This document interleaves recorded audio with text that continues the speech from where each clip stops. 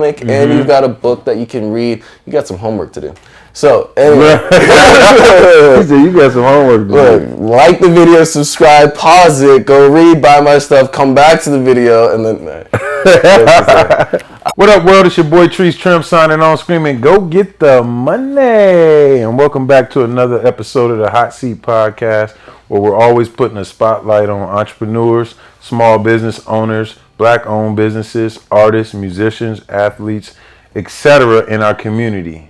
Today, we have the honor of sitting down with author, artist, and storyteller, Talley. What's going on? Welcome to the show, my brother. Aloha. Good to be here, man. Nice to meet you. He said aloha. Yeah, dude. Yes, sir, man. So, how you been, man? I've been really good. I've been so pumped. I'm genuinely thrilled to be here. When you say go get the money, I'm like, this is live. We're doing this. Yeah, I'm excited for you to be here as well, man.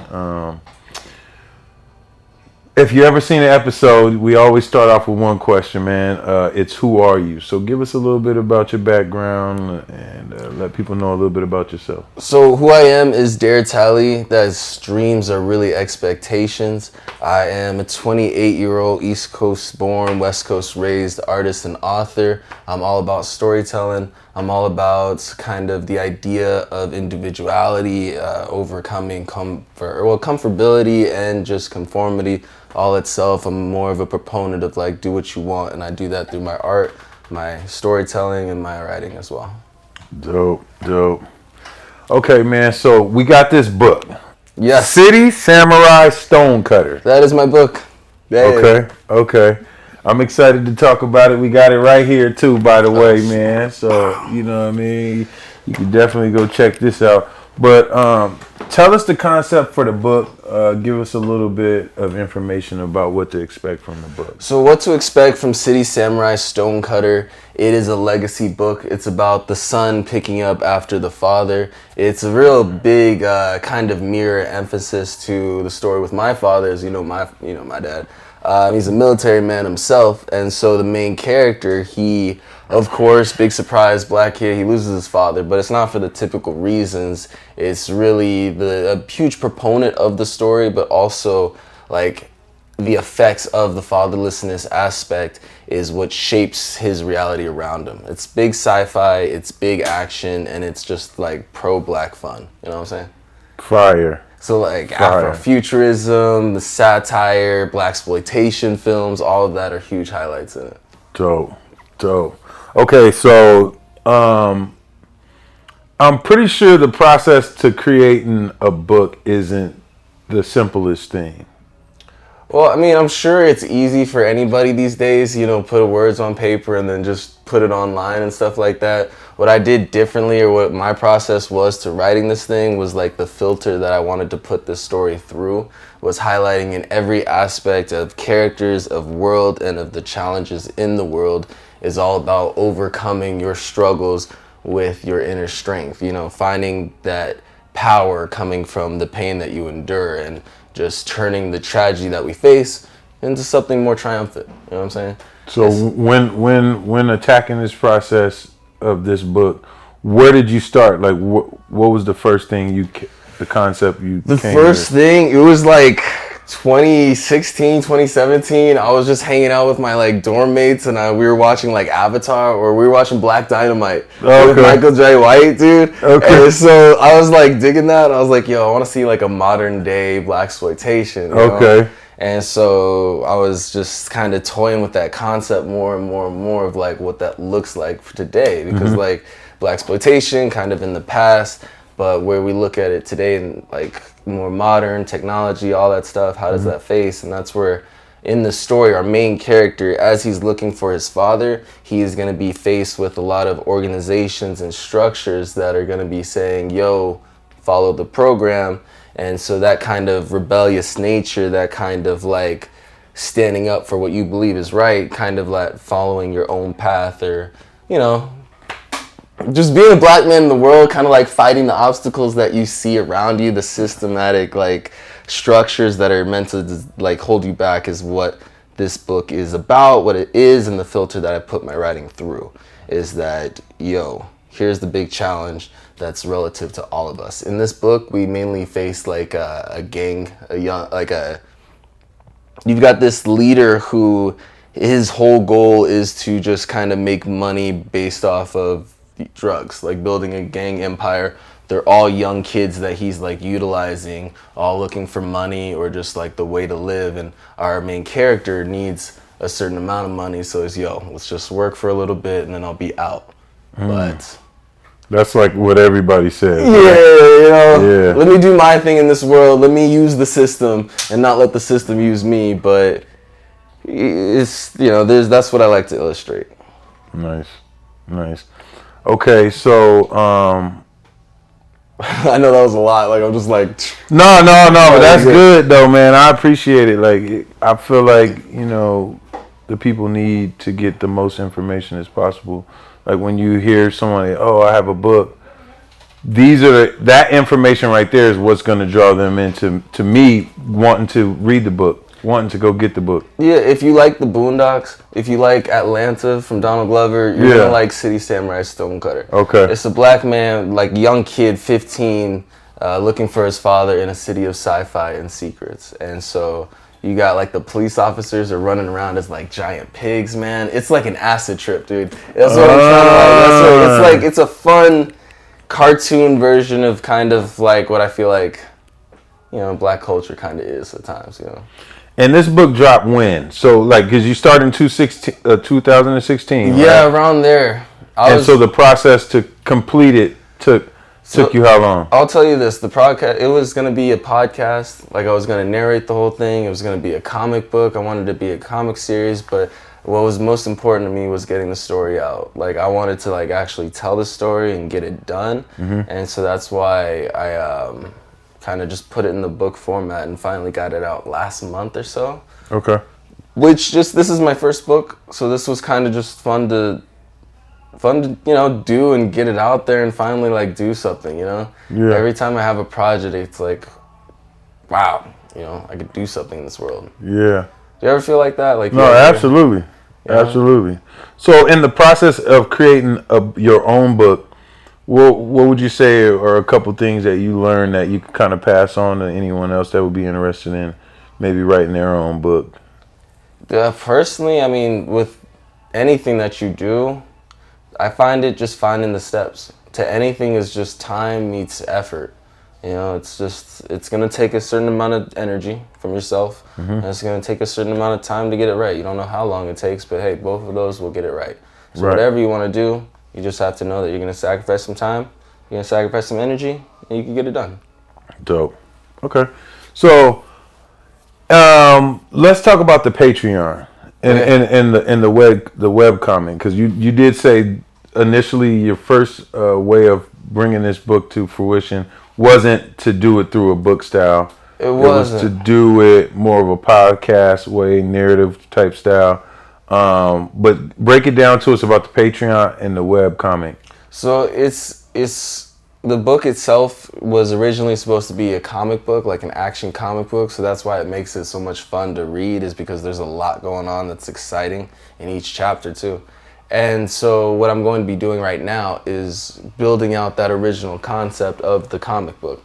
Okay. So if you go to my Patreon, Bardo Bridge, you can get your hands on like the first kind of like concepts of me kind of retooling and rebuilding this book into the comic book that is, going to be like the icing on the cake. Yes, sir. And right now I'm also doing a web comic, which is going to be like the prequel to the book that you can read today. The prequel of the book is kind of 1980s, where his father, we actually see kind of how he chose to look at how to make it in America in 1980 is when the story takes place on my webcomic. Okay. The webcomic's called West Chest Comics, which is like the name of the state that the story West Chest Comics. Yeah, West Chest. And you Comics. said the other one was So my website is Bardo Bridge. You can find that on the Patreon, Bardo Bridge. You can go on Instagram, Bardo Bridge. Bardo is just the realm before death. It's like the concept before you come into the new story. So that's the bridge.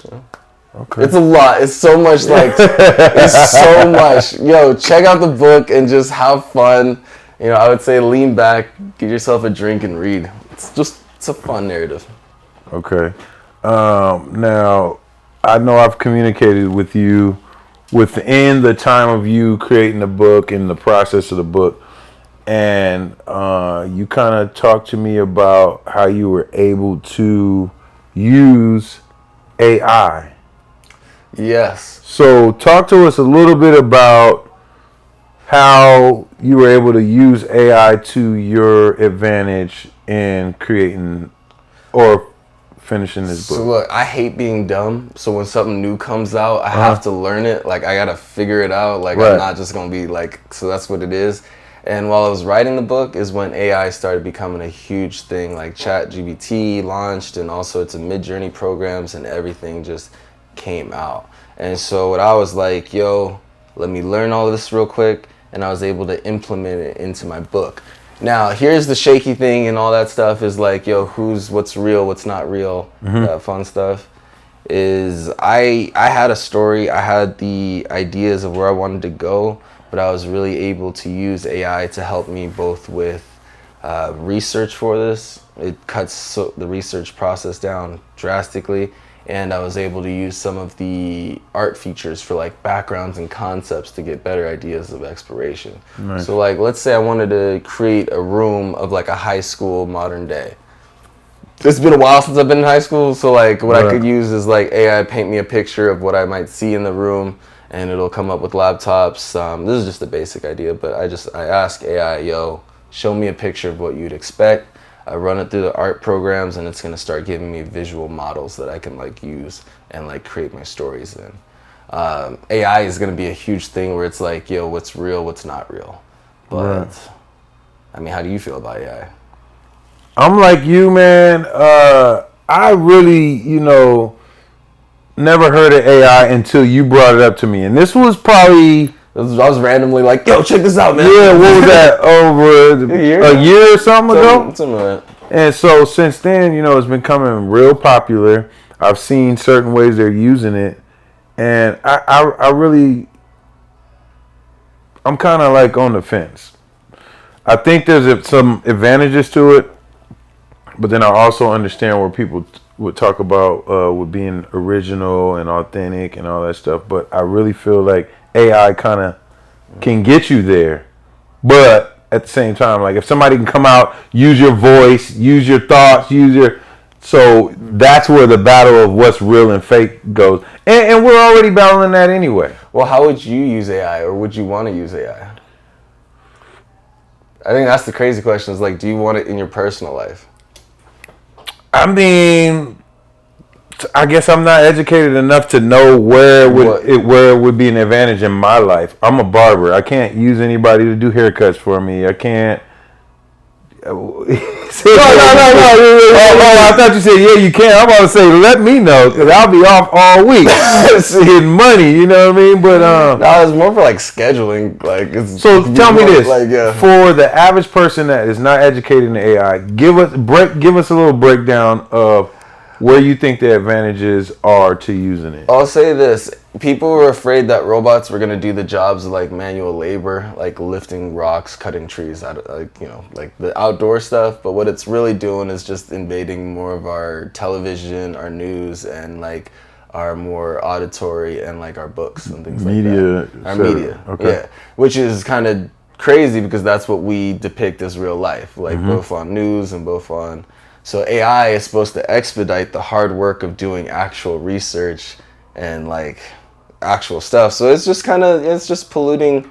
You're just going to get more tabloids, more advertisements, more, I don't know. I feel like it's going to be scary. I feel like a lot of people are just going to be out of touch.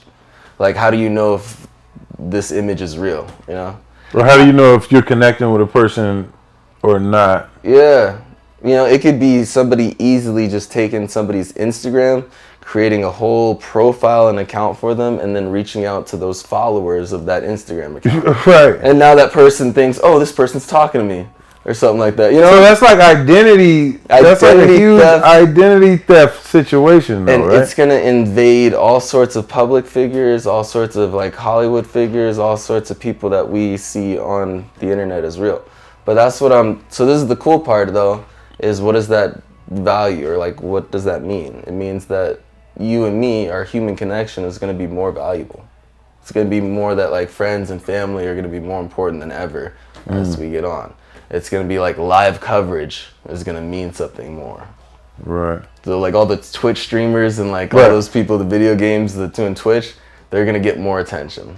That's where I think AI is like kind of going, is that like real people will matter. Okay. But it's going to be hard to kind of, I find difficulty, man, like with social media, because like I put my work out there and then it gets kind of like lost in the clutter, you know what I mean? Yeah. I feel like that's the same with like real news. Real news sources will get thrown out the way for like Jada Smith or something. Yeah. Like people will click on Jada faster than they will with like actual real events and things like that. But I agree with that, man. And like honestly, that's one of the struggles I think we face with this podcast, because we're not covering the drama, or we're not dragging people through the dirt. We're a platform designed to uplift and motivate and inspire, create a network and a community of positivity. So that might not always be what sells, so to speak. You know what I mean? Yeah, it's hard, because that's what it is like AI will just boost up all the fake stuff, and the real stuff is going to be hard to really connect with.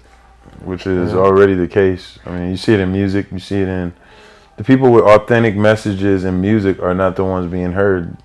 The ones that are pushing a narrative that they want to be heard is who are being heard. Yeah, so then that's the same thing with the book, man, that it's fighting is like individuality versus conformity. It's like, do what you want, or do you want to do what will be popular? Right. Yeah.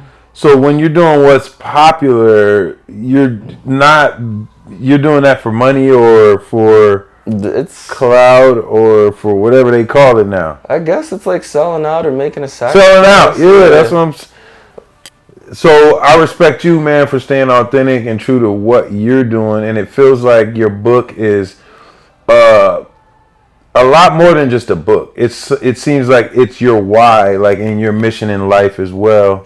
It connects. Yeah. It's a story that just says, yo, we're going to take something beautiful out of the mud. You know what I mean? Right. Like the city that it takes place in is heavily polluted with drugs. You've got gang members. You got police that don't necessarily arrest the gang members because everybody's working together. So it's just the system of muck, and that kid is finding his way through it. And that's what I feel like we're all doing today, especially on an information basis, of where there's so much muck of information and social media and what's cool, what's popular and stuff, that it's like it loses the purpose of just connecting with the people aside you. You know what I mean? I love it, man. I love it. Now, yeah, where is this book available? How you can get it on Amazon. You can get it on my website, Bardo Bridge. You can get it bardobridge.com, or you can get it on Amazon. Perfect. That's pretty much the two. Perfect. City Samurai Stone and Cutter. The title is City Samurai Stone Cutter by Talley. Yeah. Yes, sir. All right, so with the Patreon, man, give us a little bit more details about how it works. I mean, I know people could donate and they get access to certain things. Kind of give us an idea of what the access they would be getting, what the donations look like, what the donations go towards, and all of that stuff. So here's the beautiful thing about working on a project for so much time, is that you have access to information that I haven't posted before. But more importantly, you get to help me, because that's crowdfunding. That's what Patreon is that I kind of need your help to kind of continue to do the creative things that I want to introduce to you in this world. City Samurai Stone Cutter is meant to be a comic. However, the book is an illustration of the story. So when you donate to Patreon, you're going to get two things. You're going to get behind the scenes artwork, stuff of like concept art, stuff that I've never posted, stuff that like, because I found all the original artwork to this thing. This has been like a long time coming. So you're going to get deeper access to the story and lore itself. But also you're going to get the finished work on there as well. Because this, when I do my Patreon, is going to be me putting the comic book together before I sell it on stores. So you're going to get early access, behind the scenes, and you're going to get a deeper connection to the story itself. You'll still have access to buy the story, the book. All of it's going to be there. There's going to be a few variations as far as like what the villains were doing during the book and things like that. But you're just going to you're going to be helping me out bring more Bardo Bridge material out, as well as supporting the book. And earlier you was touching on the Bardo term. Yeah. So give us a little bit of information about that. Because it's great. Why didn't I just call it like Dare Comics or like West Chess Comics or City Samurai? Okay, here we go. So Bardo Bridge, Bardo. The Bardo is a space and time after life and before, or after life and before life. It's like the space of limbo, purgatory in like Tibetan culture. So the bridge is just connecting you from one story to another. Just one story to another. That's Bardo Bridge. That's all it is. And what I mean by that, I like that though. That's a deep concept and meaning. Like, it makes sense. Yeah, I might shorten it to even just Bardo, but I've got more stories to tell than just City Samurai. You know, This is like a piece of a big wheel, and so that's why I need your support on Patreon. But that's why tap in. Anything counts, man. Anything counts. I should say this right now. I only have 1 tier rewards because building blocks. I got one. It's $3 to join Patreon to support me. If you have $3, that's already like just a huge win. That's a huge win. But the goal is to tell stories in different centuries that all lead into one beautiful story. You know what I'm saying? So right now, the prequel comic that I'm doing is a web comic. You can find this. This is free. This is a free web comic on Webtoons or on my website, bardobridge.com. That has West Chess Comics that you can follow along, which is the prequel to my book. Hey, so yeah, you got a prequel comic and you've got a book that you can read. You got some homework to do. So, anyway. You got some homework to do. Like the video, subscribe, pause it, go read, buy my stuff, come back to the video, and then...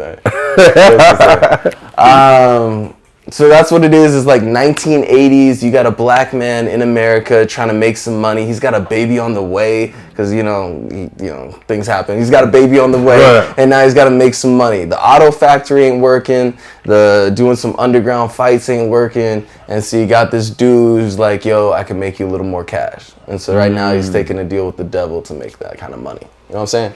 And that breaks down the webcomic. That is the webcomic. That's the prequel completely story. Free. That's the prequel story to City Samurai Stonecutter. Yeah, if you want to know why his dad goes missing, read the webcomic. For free. For free. And then after that, throw 3 on the Patreon and continue to support my man. Praise the Lord. By then, you'll be locked in, right? Bro, I got comics, I got books, I got all this artwork on social media. This is all free right now. Or it could be $3, if you just toss in 3, you'd be helping me. You know what I mean? In a time of need. You know what I mean, Tree? Yeah, here we go. Here we be. Look. Anyway, so I'm doing a webcomic right now. I'm pitching ideas out to other companies right now. I'm trying to do more artwork and storytelling and just being an author, which, yeah. Dopeness. Yeah. You know what, man? We always do a quote of the day. A quote of the day? Okay. I'm wondering, I'm kind of feeling like you might have some type of quote offhand for us, man. Dang, offhand quote. All right. Can I tell a quote that isn't mine? Absolutely. Absolutely, yeah, it don't have to be yours. All right. Let me tell you something. The world ain't all sunshine and rainbows. It's a very mean and nasty place. And I don't care how tough you think you are, it will beat you to your knees and keep you there permanently. Now, you, me, or nobody is going to tell you, oh no! And nobody's going to hit as hard as life. But it ain't about how hard you get hit. It's about how hard you can take it, how much you can face, how much you can move forward. And that's how winning is done, by never quitting. I had a Rocky quote. And that's a quote by who? Rocky Balboa. That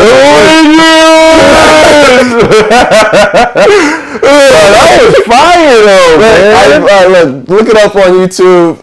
It's hilarious because I think it's a quote that just says like, yo, take all your losses and keep going. You know what I mean? Take all the L's, turn your L's into dubs. You know what I'm saying? Do whatever you need to do to keep moving forward. Fire. Yeah, I man. love that quote, man. Tap in. That was dope. I'm curious though, like I need to know this, man. What gets you doing what you do? What motivates you? As far as the podcast or what? Maybe the podcast. The podcast is an aspect. To me, the podcast for me was like necessary because I feel like entrepreneurs, authors, barbers, whatever we're out here trying to do, a lot of the time, the real support comes from strangers, and I wanted that to change. I want us to be able to support one another. I want to create a community of people that are motivating one another and uplifting, you know what I'm saying, and networking and tapping into one another's resources as opposed to tearing each other down or hating or just not supporting, you know what I mean? Because I'm pretty sure you understand. You have a book, you have friends, you have family. How many people are out there actually pushing that book? How many people are actually going out and buying that book as opposed to strangers? You know what I mean? So I know the number of people who bought it. Yeah. So you understand where I'm coming from. Yeah. And so this platform was designed to do the total opposite, man. We want to just show love, support to anybody in our community or anyone we know that is doing something positive and trying to push forward. You may not be all the way there yet, but just seeing where you are is motivating for someone else. You know what I mean? So that's why I do what I do. Outside of that, I think I get up and do what I do just because, you know, it's for my family, it's for my legacy, it's what I'm passionate about doing. I get up and cut hair every day because I love cutting hair. I'm fortunate enough to have a career that I get to do what I love to do as opposed to just clocking in and conforming or, you know, doing something for the money. I'm actually passionate about it. Passionate about cutting hair, passionate about people, and I'm passionate about community. So I think the podcast and me cutting hair all ties in because I feel like I'm servicing my community. I'm supporting my community supporting me as well. So that's really my why, you know. And thank you for asking me a question, man. I like that. Nah, you reverse that thing on me, man. What you're doing is doing, you know. Yeah. Because like when I see you doing what you're doing right here, this is very inspirational, uplifting, giving me like a platform to even motivate and talk about this. Because look, I'll tell you this: you don't just get to this chair talking with Tree about like a book that took me 6-7 years. There's been a lot of ups and downs and a lot of things of like, oh, you should do it this way, you should do it that way, and like I guess that's the point of all of this is just being able to do something in the world, you know, not having to do what makes sense or not having to do what makes money, but just having to do what you want to see for yourself in this world, you know. Exactly. It's hard to move off the river, you know. But it's a beautiful thing as far as being able to enjoy what you're doing. Absolutely. I'm like a day-to-day. You almost had me tearing up. Not today. All right, so we talked about the book. We talked about AI. We talked about the webcomic, the Patreon. What's next for you, brother? Where do you see yourself going from here? I like that question because, like, you know, I'm recently 28, Virgo season. It's been like kind of a change of like kind of more practicality and where I want to see myself as like a real pinnacle point. I only say this because I was thinking about it. And I do have a sequel book planned sometime in March. We're putting that together. I do want to expand this idea and work with other publishers. I want to kind of get a team around me building this out. I want to, and it's not just one thing. What Bardo Bridge and who I am is just a collection of stories that I want told. I don't care what medium, what like format, how much it makes. I just want to make something beautiful in this world, you know? And what that all ties to is just the struggle to strength, just creating something from something. And so I'll be making webcomics still. That series is going to go for the next 5 years. I've got comics that I want to put out. I want to work on a TV show, and I'm looking to get more of my books out as well. Dope. Now, one thing I want to make sure that everybody gets, and I know you threw it out there a couple of times. Just give them your ats one more time. Let them know how to tap into that Patreon, all that stuff. Run it up real quick, man. Put me in, coach. Yeah, I'll tell him like that. I'll tell him. All right, here we get close and get on these. Okay, look, hey, you can find all my artwork and all of my writing at bardobridge.com. You can find my Instagram, my YouTube at bardobridge. If you're on TikTok, you might need to add the letter P, so Bardo Bridge with the letter P. Patreon, Bardo Bridge, just BARDO and then Bridge. You'll find me there. Yes, sir. I appreciate your time. We always look. You keep on doing that, so I'm giving you one of those just this time, though, man. After that, I don't really do the bump. I get it. It's okay. I appreciate you, and then we good. I'm happy. Now, we can't end the show without a shout out, man. And this week I got to shout out the double-headed monsters, man, Jaden and Jovan. They just turned 21 years of age, man, and Friday the 13th, as a matter of fact. So I want y'all to go ahead and make sure y'all wish Jaden and Jovan, the twins from the Hotseat Podcast, a very, very happy birthday, man. With that being said, this is the Hotseat Podcast. I am Trees Trims, your host. I'm here with dear Talley, and I hope you enjoyed this episode. Make sure you like, share, and comment. And if you're not already subscribed, what you waiting for? Yes, sir. All right, my man. Till next time. Woo! Yee!